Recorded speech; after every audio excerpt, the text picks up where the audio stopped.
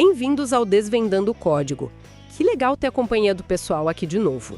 A gente está vendo, né, a inteligência artificial generativa, nossa, tá mudando tudo, especialmente como a gente cria software. É o assunto quente. Com certeza, é uma revolução assim, acontecendo agora. E hoje o foco é numa ferramenta que está bem no meio disso tudo, que é o GitHub Copilot. Exato.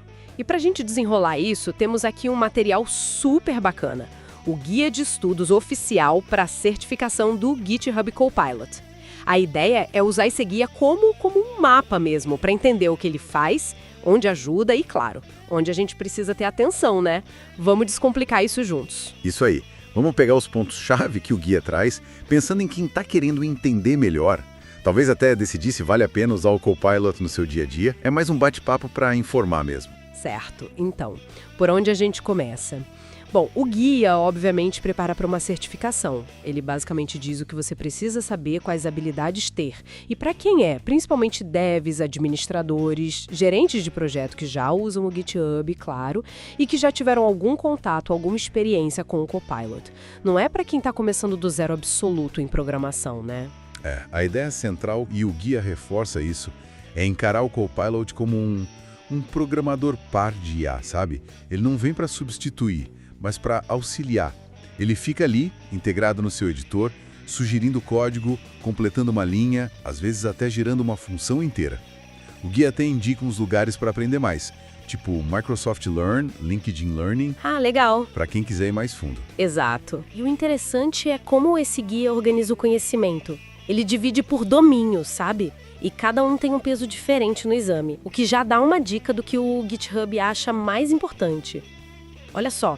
Tem IA responsável, com 7%, planos e recursos do Copilot, que é bem grande, 31%. Nossa, 31% só nos planos e recursos. É bastante. Sim, aí tem como funciona e lida com dados, 15%, criação de prompts, 9%, casos de uso para desenvolvedores, 14%, testes com Copilot, 9% e privacidade com 15%.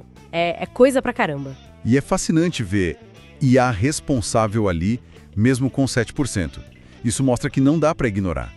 A gente tem que entender os riscos, sabe? Tipo, viés nos dados que a IA aprendeu, a idade desses dados, a IA não sabe o que aconteceu depois do treino dela.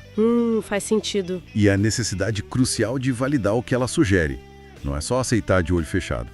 Tem que ter um olhar crítico. Pensar em segurança, justiça, privacidade. A ética nisso é fundamental. Falando na prática, o guia entra nos detalhes dos planos, tem o Individual, o Business e o Enterprise. E as diferenças são bem importantes, né? O Business, por exemplo, tem uma coisa chave. Ele não aprende com o seu código privado. Isso é essencial para empresas. Pois e ainda oferece indenização por propriedade intelectual, dá uma segurança jurídica, sabe? E permite que a empresa controle as políticas de uso. O Enterprise vai além. E tem também o Copilot Chat, para conversar com a IA, e a integração com a linha de comando, a CLI. Leva a IA para o terminal. E como essa mágica acontece por trás? Bom, basicamente, o Copilot olha o contexto do seu código ali no editor, monta um prompt, que é tipo o pedido para a IA. Instrução! Isso, a instrução. Envia para um modelo de linguagem grande, um LLM, recebe a resposta e processa antes de mostrar a sugestão para você. E pegar um pouco a manha de fazer esses prompts, tipo usar zero shot, que é pedir direto, ou few shot, dando exemplos, ajuda muito a ter resultado melhor. É quase aprender a conversar com a ferramenta, né? E no dia a dia, como isso ajuda mesmo? Os casos de uso são vários.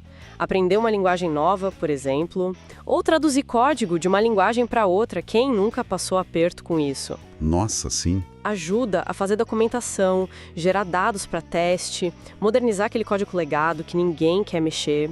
Ajuda a achar bug e, claro, a escrever testes. Teste unitário, de integração. Ele pode até sugerir os casos de borda que a gente talvez não pensasse. A ideia é liberar tempo, né? Pra gente focar no mais complexo. Exato. E um ponto que o guia bate bastante, com 15% do peso, como você falou, é privacidade. Como configurar para ele ignorar certos arquivos ou repositórios, de quem é o código que ele gera, e as proteções. Tipo, o filtro que tenta evitar sugerir código público igualzinho para não dar problema de licença. Nossa, isso é super importante. Total. E você pode controlar se seus prompts e as sugestões podem ser coletadas pelo GitHub ou não. São configurações-chave, principalmente para o mundo corporativo. Então, juntando tudo isso, fica bem claro que o GitHub Copilot é muito mais que só um autocomplete super poderoso, né? Para usar bem, tem que entender os recursos, as diferenças dos planos, as limitações. Essa parte da IA responsável e as configurações de privacidade são cruciais. O guia de certificação, no fim das contas, é um ótimo roteiro para entender tudo isso. Exatamente. E isso, sabe, levanta uma questão interessante para a gente pensar. Se a IA consegue acelerar tanto a escrita de código e aprender com tanto código que já existe, como isso muda o que a gente entende por ser especialista em desenvolvimento? Que habilidades nossas, humanas, ficam ainda mais importantes quando a IA cuida do código mais rotineiro? Talvez o pensamento crítico para avaliar a IA, a arquitetura de sistemas, a comunicação. Ótima reflexão para a gente levar. Bom, muito obrigada a todo mundo pela companhia nesta análise. Um alô especial para quem nos ouve de fora do Brasil. Foi ótimo desvendar mais esse código aqui. Foi um prazer, pessoal. Até a próxima no Desvendando o Código.